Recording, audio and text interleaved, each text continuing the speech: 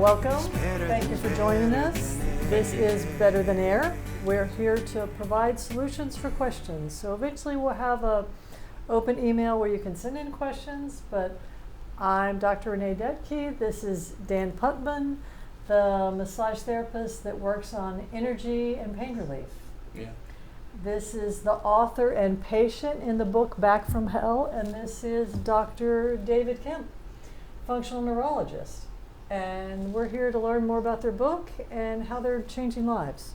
So welcome. Trey was with us last podcast and shared lots, but now we have the doc to tell us. Yeah, I got stuck on the golf course. Right? Yeah. And it rained. That's It rained a lot. No, it rained and we had to wait. It was the 19th hole, so. Yeah. Well, there was that too. So, them damn mimosas. So we were talking about before you arrived. Tell the story of what made you turn towards initially chiropractic and then functional neurology. Well, my dad was a chiropractor, so that was kind of easy. I wanted to be an architect, and then in junior high, my teacher said, "Well, go to 10 architects and ask them how they feel about their job," and only 2 were happy. So I was like, okay, this isn't good. So then I wanted to be a marine biologist, and I did the same thing. I went to 10 marine biologists, and there was about 3 that were happy, and they were the ones that got grants from universities. The others were miserable. So I was like, so what am I going to do? And then I get hurt playing football. And the doctor goes, well, you'll never play football again, yada, yada. And, my dad goes, yeah, you'll be fine. I'll fix you up. You'll be back on the field in a couple weeks. And I was. And I was like, so maybe I'll be a chiropractor. What's a chiropractor? So I didn't even know how to spell it and pronounce it. So then I kind of knew at a young age, well, this is what I'm going to do. So I just, went.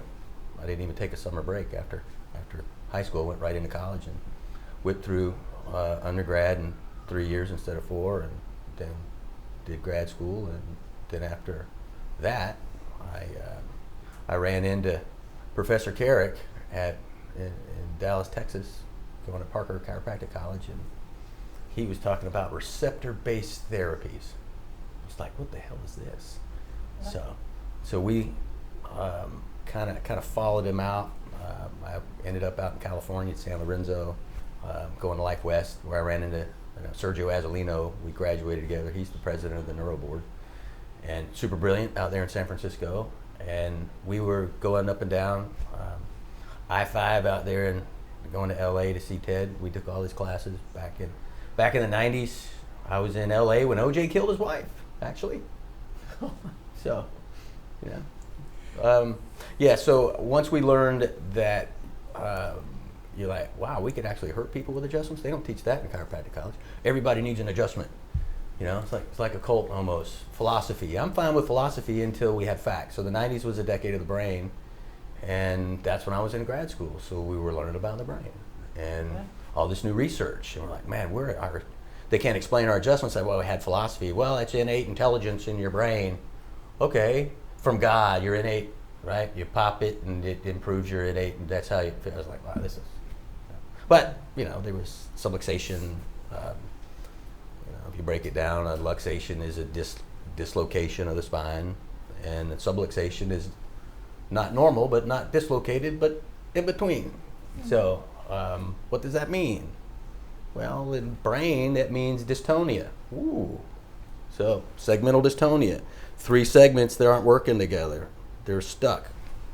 So a dystonia is in your brain. Ooh. So when you pop somebody, it improves their brain. Well, that pissed off a lot of professions.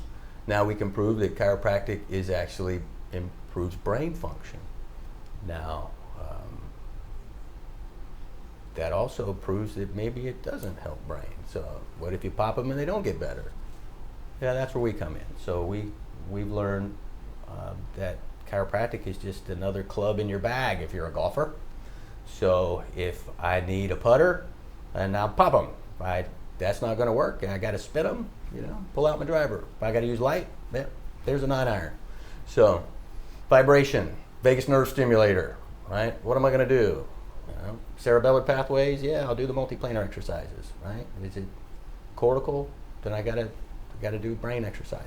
So once you know where the lesion is, then you can treat it.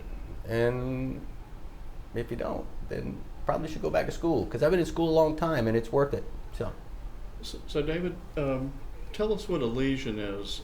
A lesion, yeah, I get that a lot. So a lesion is anything from a pimple to a tumor, right? So I got a tumor on my hand, well, yeah, or a pimple. So it could be, so a lesion is abnormal function of, like pathology. Oh, you got a pathology. What does that mean? Something's broken, something's not working, something's not normal, right? So in neurology, we like homeostasis. We like Goldilocks. Too hot, too cold, right? We want it just right, right? Too hard, too soft. We want it just right. That reflex, that gag reflex, is it hyper gag? Is it hypo gag? Are they constipated or do they poop a salad? You know, what is it? So food should go through you in 12 to 24 hours. If it goes through you in 3 hours, you're not going to digest it. So you're going to poop a salad. You got a hyper gag, you got a hyper gut, you're not going to digest crap, literally. So if you got a hypo gag, you're gonna, oh man, I'm constipated. I poop twice a week. Poop. What are you, pregnant? Yeah, you got a big brown baby. Okay. So, all right. So these lesions are in different parts of the body, or they're in the brain? In the brain. Yeah, you can have them in the body too, but they're all over. You know, once you have a brain lesion, you're gonna have a body lesion because you have maps of your body in your brain. Mm-hmm. So we covered in the last class mood. Mood's controlled by a lot of parts of the brain. So when you get adjusted, you get in a better mood. Like, wow, well, do you want to take a dopaminergic drug, which shrinks your brain, or do you want to get an adjustment, which improves your brain? It doesn't shrink it. Yeah, but that's, not lucrative to the other side that's making the drugs and that's pushing the drugs. So, and they are a lot richer. So, rich people usually win in this country, right? So. But they don't make it to heaven. I think it says it in the Bible. Tell us about your class that you're teaching at University of Florida or University of North Florida, and also about your my good looks, yes. So your humility. Oh, okay, good. No, your foundation. Okay. Yeah. Well, kind of like the book. I didn't want to write the book. I just going to go about doing my thing, and Trey goes, nobody knows it. When I tell them that I saw a functional neurologist, like, what is that? And then he tries to explain it and he goes, they think I'm an idiot. And I go, well, no, you used to be. So he's like, well, you got to write a book. We got to explain it all. And I was like, all right, I'll write a book. So then we wrote a book together, and then it's like, well, now we got to do more. Now he wants to do a foundation. He wants more people to get help too. So once his brain got better, he wants other people's brains to get better. And I'm like, well, my last kid is a senior this year in high school, so I'm not going to have anybody at home soon. So I'm going to have to start doing something. I can't just paddleboard with my dog all day. So so I figure I'll teach a class over at UNF, and UNF, I'm an alum, but I don't have a PhD. So I don't know if I'll teach for them, right? So I'm just using their classroom. But we'll see. UNF needs a functional neurology class, Oh, right? most definitely. They don't even have a neurology building. No. Got that? They have psychology. A psychiatry building. Psychiatry, Yeah. What is it, drugs? There we go again with the drugs. So yeah, you haven't made a new good drug in 50 years. They got lucky with Viagra. That wasn't even a boner drug. It was a blood pressure drug. So, So David, one of the things that I feel from you is you're very much a person that cares, and you're kind of where the rubber meets the road person. You're not a person that necessarily sits around in a large room and talks about philosophy. You're a person, a clinician that really gets in there with the patient and wants to make a difference. We talked to Trey, but are there some other patients you can talk about where you've really gotten in there, made a difference? Because young physicians, allopathic or chiropractic or DOs, I think it's important to inspire them to be a person that tries harder. And sometimes when you're trying harder and you're working harder, it gets the benefits for the patient, but you show up other people of your practice or the hospital or wherever, and it was so great to inspire young people to just go the extra mile for their patient. Well, yeah, we've got quite a few patients actually. We've got some pretty good success stories, so we're going to create a Back from Health series. So we've got a coma girl, which is pretty much out of her coma now. She's swallowing now, and she's blinking her eyes now, and she's trying to talk. But she's still got dystonia, pretty hard dystonia that we're still trying to get the toxins out of her. And she is not quite 2? She just turned 2. Just turned 2. She was in a coma for about 6 months. She was highly medicated in a hospital in Atlanta with over 28 drugs. And this isn't therapy. You don't put an 18-month-old on fentanyl. They put her on fentanyl. So lidocaine. You're like, well, she's in pain. She's 18 months. She's in a coma. She's in pain. What the hell's wrong with these hospitals? So, well, this is protocol. Well, your protocol sucks. So we've got to dump a lot of toxins out of this girl to get her brain back. And the toxins would have never been there if she didn't go to the damn hospital. So we're going to do a book about it. It's going to be a whole chapter on that hospital. Okay, and when we fix her, we're going to take her back to that hospital and walk her around. Okay? So are there measurements in allopathic medicine? They like, if we talk about toxicity or whatever, Mm-hmm. they will have a measurement. Is there a measurement that they would feel comfortable with that you're using, or do you have a manual medicine way of measuring it, and it wouldn't necessarily work for the allopathic doctors? So we use baselines. So we use receptors. So we're receptor-based physicians, and there's a lot of the doctors that are too. Like I have an acupuncturist that we refer back and forth, and he's very accurate with his diagnoses. But he uses applied kinesiology, so he does muscle testing, and the somatic system is the largest system, really. Cerebellar system. So and he uses frequencies, quantum physics, which we kind of love that in functional neurology. We love it. So. That being said, he uses like vascular baselines, and I use pupillary responses. I use tone. I use stretch receptors. I look at head tilts. I look at arm swing. I look at stride length. I look at speed of gait. Right. I look at stance. So I'm looking at so much. When someone's getting in my waiting room and they're getting out of the chair, do they breathe? Right. Most people don't breathe when they go to get up. Like, what the heck is wrong with this world, right? We had a whole page on how you see everything down to the detail. Mm-hmm. Yeah. In that book right there, to explain what happens in your brain when you're analyzing someone, it's phenomenal. So 10 years ago, I had a patient leave my waiting room because I told her she was anemic through, from 20 feet away. Mm-hmm. And her husband was a patient of mine. Her husband's like, man, what did you say to my wife, man? She's like pissed. She took her time off to come to the office. She said, you're a quack. And I told her she was anemic. She goes, yeah. I go, she is. So I said, I could see it. I could see it in her eyes. I could see it in her skin. So, and then she goes and gets blood work, and bam, she's got 3 types of anemia. I go, whoa. So her husband's not a patient of mine anymore. She was a Democrat and he was Republican, and he wants to stay married, so he has to not see me anymore. So when you have a bad brain, you make bad decisions, and so her behavior is bad behavior. She acted like a child, and when you don't have a right frontal lobe, you don't know right from wrong. So you don't have humility. I mean, I do, but I try to suppress it. And a good job you do. Yeah.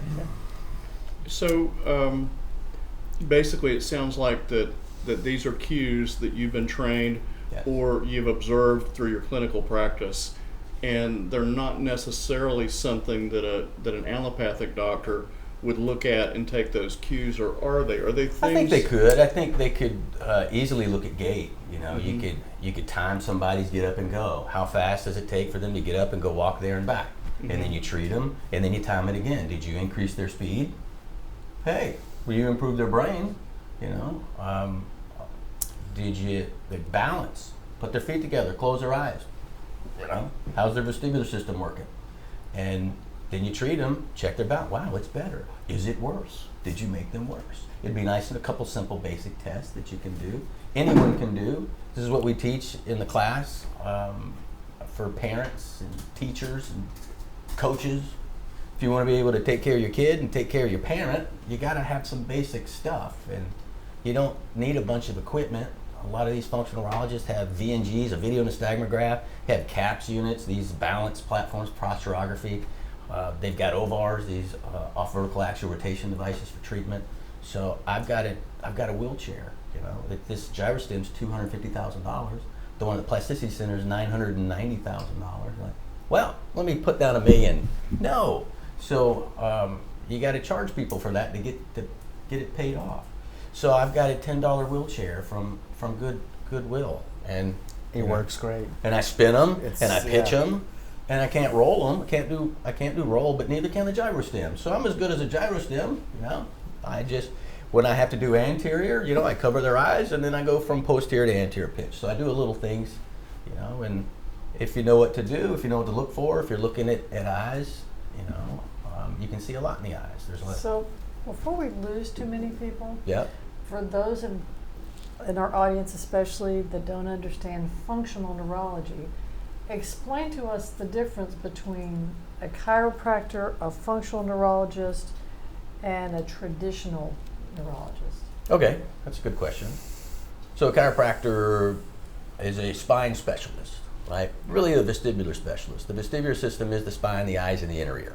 So if you're popping someone's back, they hate it when I say pop, but that's what most people say. It's an adjustment. You know, this is all ego and semantics. So when you're popping someone's back, you're changing the brain and firing information from the spinal thalamic tract, from the spine to the thalamus. And all pain's received in the thalamus, so you can change people's brains. And so that chiropractor is trained, 8 years of college, so they're a doctor. Functional neurology, it's another 3 years of school, 3 years of college, and then there's specialties into other aspects, movement disorders and childhood development disorders and traumatic brain injury. So those are the ones that I have. And electrodiagnostics, I had that one, I let it go. So I don't like sticking people with needles anymore. So functional neurology is going to do more. We're going to look into more brain-based lesions.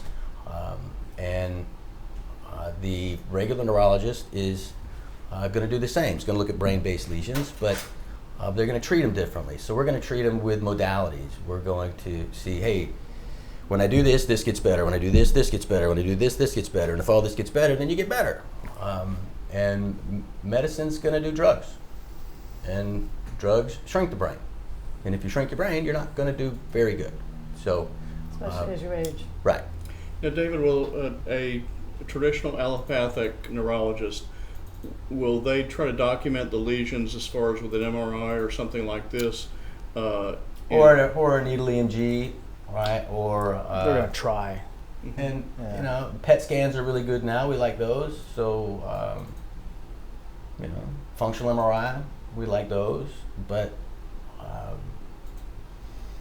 I had a functional medical doctor, functional neurosurgeon from Harvard came into my office a couple of months ago, and he introduced himself, and I said, yeah, well, my professor, he's from Harvard, and he's the father of functional neurology. You're a functional neurologist, you should know him.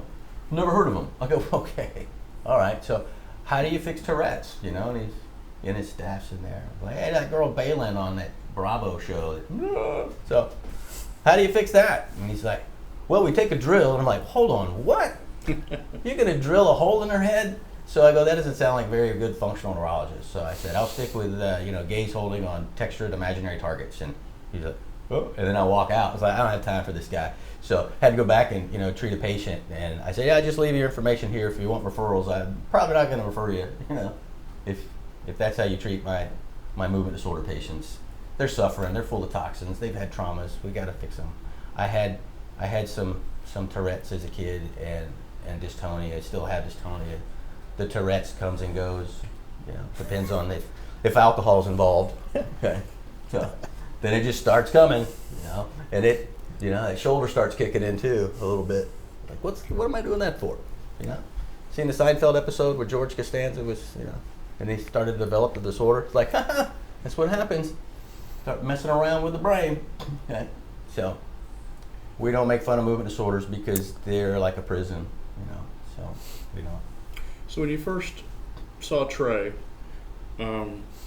I always say that a clinician such as yourself, who really stands in the breach, there's almost a hurricane of things that come off a patient that's been to so many doctors. They almost feel like they can never be helped, and a lot of times they hold on to that energy because they don't want to get their hopes up that they can be helped. Same with their family. It's like, yeah, we're going to try this 19th doctor or 20th doctor. Yeah. So what was it like when you first met Trey? And I'd like to understand about the faith and the energy that you put into a patient like him, because if I understand correctly, it was about 8 years that you would just, it's literally like going into the mind and excavating a little bit more, because you know you're going to get to that vein of gold. But you just kept at it, you kept at it, and you kept at it. Tell me a little bit about the journey when you first met him and what it was like. Well, we talk about it in the book. It was slightly comical. He would respond to the brain exercises, but not well enough for his mother and himself to do it. You know, it seemed hokey and stupid to them. So we didn't believe in it at first because it was so radical compared to what we had originally were taught. So yeah. What could he have done, if there's something he could do to convince you quicker that this was working, these brain exercises were working? Is there anything that he could have done that would have sped up your belief faster? I Well, don't think so. No. There was no other way other than what he actually did. Then I popped up. The first adjustment, that changed everything. And because my brain was so toxic, it didn't matter if I did any spins or functional neurology. It wouldn't have done anything because my brain was so numb with all the toxins and all the drugs. But all the spinning that I did sophened up his atonia. So when I got to pop him, I actually popped like fire, and it gave him a lot of dopamine that he got from his brain instead of a drug. Right. So it turned a lot of things on in his brain that haven't been on for since decades. He was a kid. Yeah. So the public and people that watching, what did the spinning? What was that? What was that? That was vestibular therapy. It's a monosynaptic feedback loop from the inner ear to the medial-vestibular nucleus and down the cord. And what does that look like? If somebody were a fly on the wall and they're observing you do it, what did it look like? Look like I'm gonna buy this house. I'm gonna buy this house here. Fixation. There you go. So that's all you're doing, right? Fixation is the eyes. Spin is the inner ear and eyes, spine, and ears, vestibular system, spine. So 75% of the brain makes up the vestibular system. So if you just do that, you're going to improve 75% of someone's brain, which is probably going to keep them out of a diaper. It's probably going to keep them off a cane, and probably out of a grave. So, at least out of a hospital.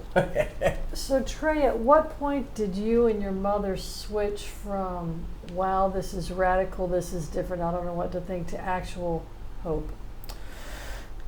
Was there a day? Was there a month? Was there? Well, it was very gradual. I think my parents at that time were just happy that I was temporarily getting out of pain, and they were just happy for that. But they had no indication, no roadmap, no anything in the future telling it, or no one telling them what was going to happen. So they're like, oh well, at least he's out of pain, and he's got to go to this doctor and he feels better, and he comes back. And then and we talked about that a little bit, where we increased the frequency of visits. Right. We went sometimes, or actually 3 times a week. Actually, at first, right? It was like it was like every other day I would come in, and then it was twice a week. And then after a couple months of that, it was once a week. And then after a couple months, it was, and then I just kept going, getting better and better to where I was able to hold the adjustments. Because after getting adjusted, I'd go right back to where the way I was. And so when he started doing the brain exercises, he would hold the adjustment. Right. So exactly. It was where a chiropractor won't do that. So a chiropractor has to see him 3 times a week, then twice a week, then once a week. And I hate that. I don't want to do that. I don't want to see him that much. So but yeah, it was so it was so gradual that there was, I guess it was almost like, it was the phenomenon that happens a lot, where my parents would see me every single day, and the progression, positive progression, was so slow that they kind of just didn't really notice until all of a sudden they would ask me a question and I was able to answer it in a linear fashion, and it was the correct answer. Then all of a sudden they're like, oh, you have changed. And it's like, yeah, this stuff is working. How long did that take before you could, because you said at one point you were limited maybe to an 8 or 10 word vocabulary. Yeah, it was like fragmented sentences, and I would speak very abruptly. I'd say it took him about a year. Yeah, about a yeah. Yeah. Then then he could talk. Then he talked too damn much. He was just full of questions. And then because he's had such a good memory, he'd remember everything. So I remember when you said that, 8 years ago. But no, I don't remember. Yeah, wait till you're 55. Okay. And then that's when my parents, they were still skeptical, of course, but they were like, hey, well, he can talk now, so he needs to go ahead and get a job. And at that age of 28, 29, that was acceptable. And of course I did. But they thought, okay, he's good enough, but he's pretty much never going to get better than that. And then we actually proved them wrong. So. And so tell us what you do now, Trey. What do I do? You have I got a lot of hats. I do a lot of research. I run a marketing company. I run a foundation. I'm a financial analyst for several clients, and he works Friday and Saturday for me. I volunteer Right. Friday and Saturday for you, and because I like to be involved with people. And you're heading into a movie. Oh, well, yes. Yes. Well, we can't disclose any of that, but yes. Heck yeah. Okay. I mean, Yes. well, yeah. Only if Brad Pitt plays me. Yeah. So yeah, there we go. Hear that, Brad? So, David, as a physician, were there points in this journey that you thought that Trey was just going to, okay, I'm good enough, and not come back and not keep up with the therapy? I mean, was there any point? I think about year 3 he probably could have done it, because he took everything I said and did it. I mean, he did the niacin, he did the vitamin C, he did the detox, he cold turkeyed some pretty strong drugs. Klonopin, that was the hard, and Seroquel. Yeah. That was the hardest ones. When we talk about this in the book, that was ridiculous. Did you see spiders climbing up the walls? And Yeah, little green men. Yeah. It's just, so he did some pretty amazing stuff, and that's why we put it in a book. People need Yeah. to know how to do it, and if you either got to have faith. You can't just cold turkey unless you got God. So in your book, and it's called Back from Hell, if anybody wants to order it and read it, in your book, you talk a little bit about a detox you had him do with baking soda. Tell me a little bit about that. Well, the body is a chemical equation. Yeah. So acids and bases. So an acidic environment, when you're full of drugs, you're really acidic.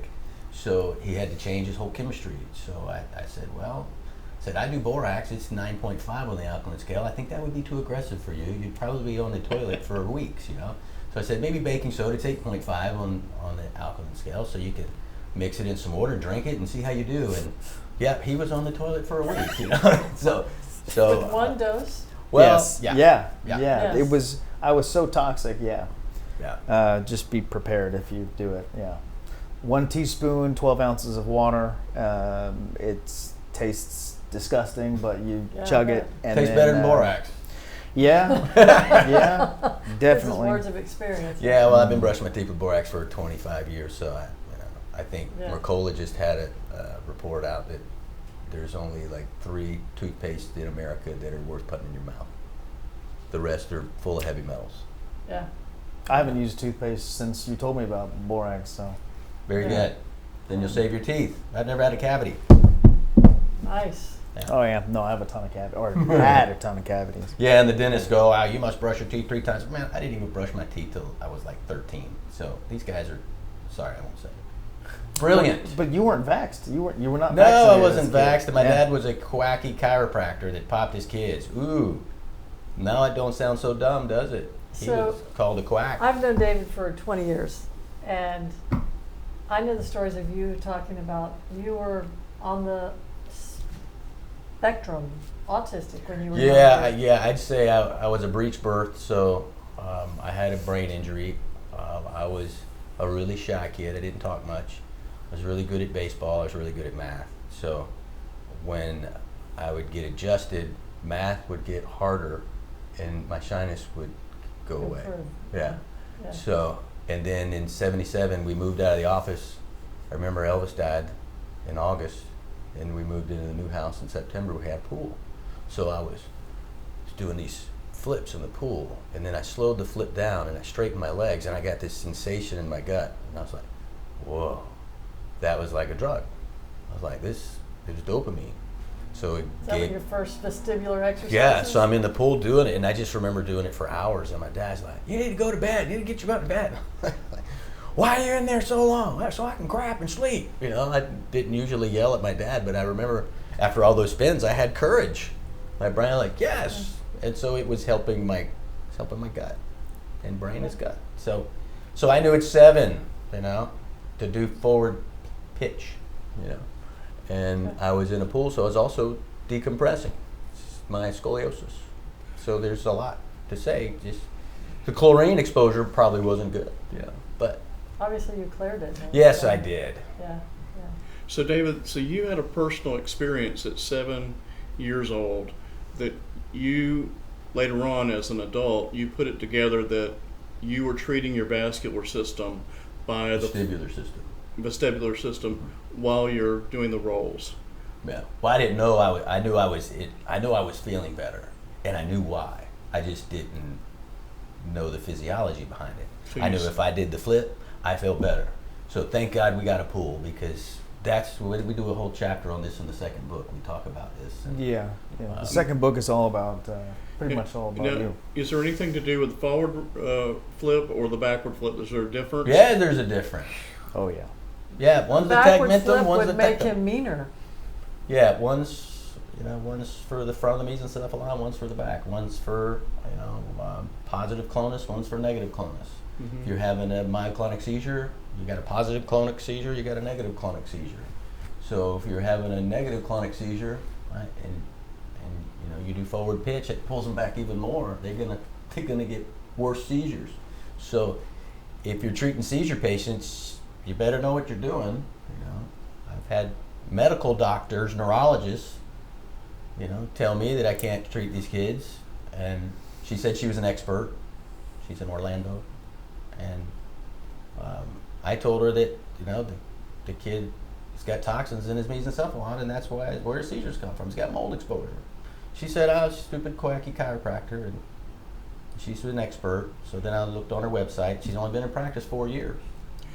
So now, did you know this from a test that you ran or from your clinical experience? So clinical experience, and then once she said no, and then she sent DCF to the lady, and tried to get the kid taken away from her because she wanted to take. He was a 2-year-old, and she didn't want to put him on medication. So because they said, if you don't put him on medication, we're going to take your kid away. So then I had to talk to DCF. They actually called me, and I had to explain this. And so they ran a toxicity test and found mold in his midbrain. Wow, And- what a great story. And then, the doctor backed off. And I told her, you're not an expert, because you got to have at least 8 years of clinical practice to call yourself an expert. So you'd better take that off your website, or I'm going to call the cops. False advertisement, internet fraud. So she backed off. But I still love women. So David, when you saw this, did you see something in the child's eyes? Yep. Or it was just a gut instinct? Nope, he had clonus, and he could not hold fixation. Mhm. Eyes are rolling up the back of his head. Mm-hmm. So, and he'd have these drop attacks like that. And then she would do the exercises, and she'd stop the seizure. And she got all excited. I can't believe I'm doing this. And she kept doing it. Right? She keeps stopping the seizure. And I go, now you got to detox them. So they detox the mold out of them. So, but you knew this was mold and not heavy metals or anything else. You knew it was mold. And what was the difference that you said, well, if it's mold, we're going to use it, N-acetyl L-cysteine. We're going to use myrrh.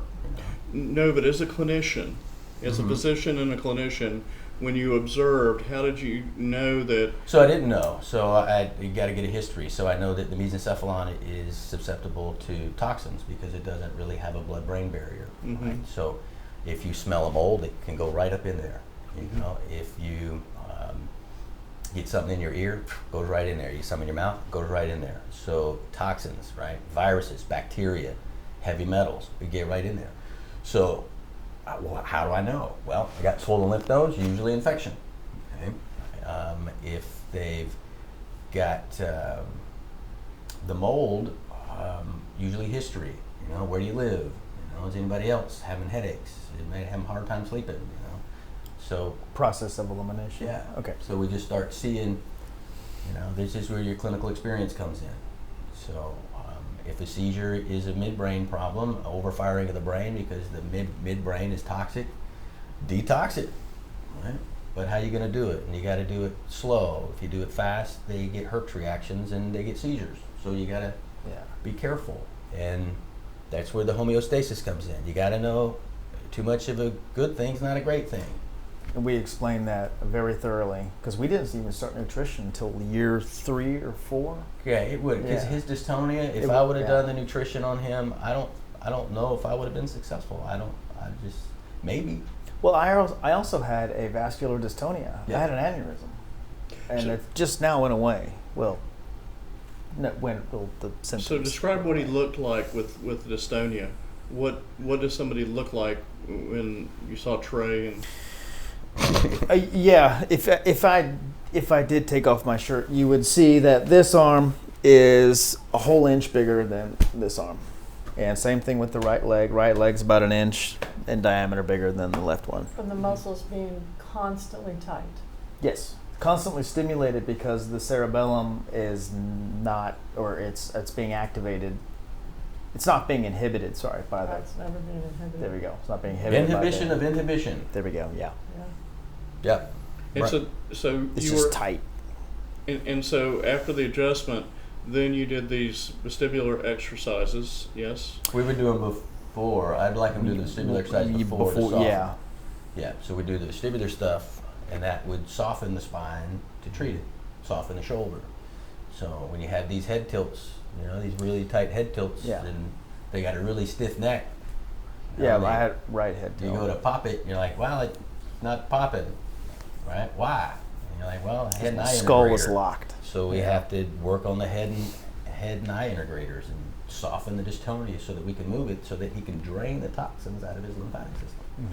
When you have dystonic neck, you can't drain at night. You can't drain your lymphatic system, which drains toxins out of your brain while you sleep. Mm-hmm. So it was this time you started doing these at home too, right? It was, Oh yeah, spin to the left, even when I sleep, and then forward when I in my we talked about when I really started to believe in functional neurology was when you told me about doing it. Just think about it, Mental and task. then mental task it, and the brain can't differentiate between what's reality and what's fake. So I was able to get my pupils back to normal just by closing my eyes and thinking about spinning with fixation. And then you showed me in the mirror, look, your pupils went back to normal. And I'm like, I did that myself with my own brain. I'm like, oh my God. So that's when I was like, it clicked. I was like, okay, now I see what's going on. But before, because I was so toxic, that didn't work. Right. Now that after years of doing that, or it's kind of like, okay, now I was like, wow. So in order to fall asleep at night without the tranquilizers, technically, is what they really were. Elvis. Yeah. I had to envision, my girlfriend or whoever I was talking to at the time, and then spin to the left with them. And then also I would pretend I was in some type of capsule, and then you'd do forward flips because of my frontal lobe lesion. that my right frontal lobe lesion. So, and then you do it so much that all of a sudden you're in dream world. You would fall asleep, and I'm like, oh, okay, well, it works. And then also the brain, the brain tap, yeah. But I didn't have a good enough frontal lobe in the beginning to even envision anything. You have to have a good frontal lobe first. So technically, we had to grow the frontal lobe first, or not grow it, but get the toxins out of it so I could use it. Then I was able to envision. Yeah, if you can't, if you close your eyes, you can't see anything. Yeah, you can't envision. You're pretty drugged up, man. You're like, man, you can't even. Yeah.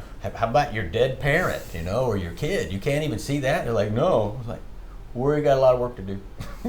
So our viewers wouldn't necessarily want to do the same exercise you're doing because you would need. Everyone's different. Like fingerprints. Everyone's you would need a physician to show you with the exercise that you need. Yeah, because that's been him right now. He don't go left. He's graduated to right spins now. Yep. All right. Yeah. So we've dumped enough toxins out of this is for each of you guys separately. Trey, what do you do on a daily basis? Do you have a protocol now that you go through each morning or each evening? Just give us a little breakdown of it. Me? Yeah. Geez. So at the moment, PG now. PG. Yeah. Okay. Thank you. Yeah. So I mean, geez. It's so busy because I try to fill up my day with stuff, but I've gotten to the point where I'm all about efficiency, not necessarily about the bigger picture, but I have 3 things that I focus on every single day, and I try to complete those 3 things. But basically, wake up at 6 a.m. naturally. I used to have to take 5-hour energies and stuff, which I still do, but pretty much from 6, shower, get ready, put on nice stuff, and then I either have I go down to my office, and then from there I have to work on some stuff and finish from last night. Pretty much do spreadsheets. I love spreadsheets. I am such a nerd. And then I have to contact several people throughout the day with meetings, Zoom calls, and all that kind of stuff to make sure they're on track, and I have to keep track of everything. I mean, we have so many projects that we're technically doing right now. It's but I think she was talking No, about I'm therapy. for What therapy is therapeutic. nutrition. Okay. Yeah. Oh, Yeah. therapy. Yeah, Yes. that's what Sorry. I understood what you meant. Yeah. Well, yeah. That's an issue I still have. If you're not descriptive, then I assume, and then if I assume, then I don't know what you're asking. Okay. So I still have that problem. So what neurological things that you learned from David do you do on a daily basis today, tomorrow, this week? So if my aneurysm comes back, or vascular dystonia, whatever you want to call it, I have to lay down and decompress everything and close my eyes and spin to the left really fast. And then what I've learned to do now is, while I am awake and doing stuff or driving or whatever, in my mind I'm still spinning to the left. So like right now, part of me is still spinning to the left, and then another part, think of like screens, TV screens. Yeah. But imagine having your third eye and having a screen in each thing, and then one spinning this way, one spinning that way, in order to compensate to make me normal, somewhat. Yeah. So and that's what it's kind of like having a program running in the background of the computer. Right. To keep it running efficiently. And if I stop doing that, if I get too tired, then the threshold just goes to 0, and then I'm out. And then I'm done. So you respect your circadian rhythm. If you have to wake up naturally at 6, what time does that mean you go to bed? I only need about 6 hours, so it's probably 12. Okay. But it used to be a lot more because I was so toxic, and that's what some people don't necessarily understand is, I need my 8 hours. Well, okay, well, you do need your 8 hours. Yeah. Because your body's not necessarily efficient. Once we started doing the vitamin C and the niacin and the magnesium and the alpha-paic acid and all that stuff, and then I started fasting and then fixing all my gut problems. Therefore, my body was more efficient. My perfusion was way up. Because I remember it was terrible in the beginning. It was like 0.5 in the beginning. Yeah, it was awful. So now it's way above that. So we have a more efficient body. You don't need as much sleep. You're able to conk out and then wake up and you're good. And I'm not at the point like with Dr. Kemp. You don't need any caffeine. None. That's how efficient his body is. I'm not quite there yet. He's 20 years older than me, and he's more efficient. And I'm like, So, that's crazy. David, tell us about your daily protocol. My daily? Well, let's see. I don't get up at 6. Right? I don't have to drive my kids to school anymore. Okay. Yeah. So I get up. I take my vitamins every morning, and when I get home, and then before I go to bed. So like 3 times a day.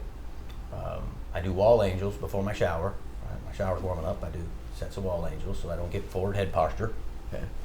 And after I brush I spin. I do right spins with fixation. I do about anywhere from 5 to 12 of them while I'm brushing my teeth. And I do that throughout the day. I probably do that 3 or 4 times a day. I do my spins. I do a right saccade with a right turn pretty much every time I do a turn. So I could do a saccade first. And I do multiplanars with my left arm and right leg for my dystonic. And a mental task to prevent dementia. So that's pretty much what I do. And I fast on Mondays and Tuesdays, so to get the parasites out of my body. Right. And I have mimosas on Wednesday nights because I don't work on Thursday. So that's the only day of the week I drink pretty much. So I still have the Irish, Scottish blood. And the gladiator that you wear on your head. Yes, I wear a gladiator on my head at work all day because I'm growing hair. So there's actually hair there now. So. Oh yeah, and ladies watching this podcast, both of these guys are single, so. Woohoo! Watch out now. Okay. Yeah. So I think we've about run up our time. Thank you for joining us. Thank you for being here at Better Than Air. Thank you, Dr. Kemp. You're welcome. Mr. Durden, we appreciate it. Yeah. All right. That's all. Happy day.